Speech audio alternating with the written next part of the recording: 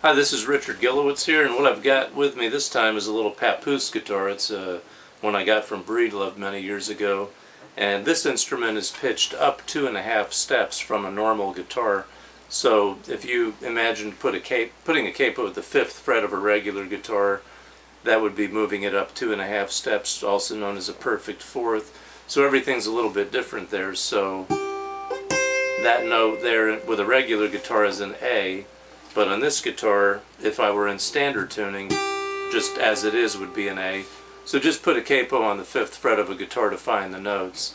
And then what I'm doing now is I'm going into an open G tuning, but with this being pitched up 2.5 steps, the way it would match up on the tuner would be a G, a C, a G, another C, that would be an E, that would be another G. So basically it's open G tuning.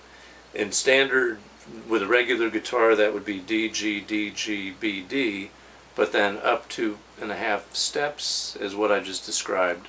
All that being said, when you're playing with other people, that's kind of the focus of what I wanted to talk about. So if you imagine that this were a regular guitar and I had this in open G tuning, if I were to put a capo on the 2nd fret, that would put the thing in A tuning. If I put it, say, on the 5th, that would be in C tuning. So if somebody wanted to play with me right now, they could put a capo on their 5th fret, be in C, and then I can be in this G, and it would actually match up. So something else other than where you pitch your guitar, either by tuning it differently, like an open G, an open C, an open D, but then there's also where you put the concert pitch. Is it down 1.5 steps? Is it up 2.5? I think a baritone guitar is tuned down 2.5 steps. But additionally to that, what I wanted to talk about was targeting with your eye. So if you're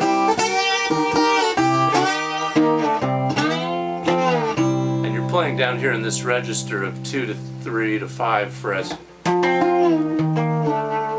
then if suddenly you want to go up to 12, the trick, I believe, is to, before you make your move, look exactly where you're going. And if your eye goes to the spot, the likelihood of your slide getting there more accurately, I think it's very important to look first. I don't know if you can see what I'm doing with my eyes, but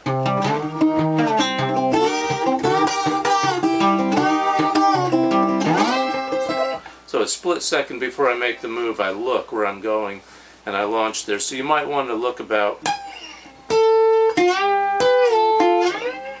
work with your eyes. In other words, everybody's always talking about instruments and playing with your hands, techniques, metronomes, tuners, blah blah blah, all that. But something I think people might want to consider is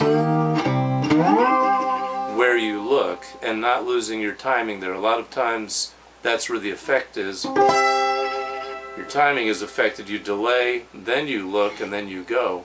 So you want to work on those transitions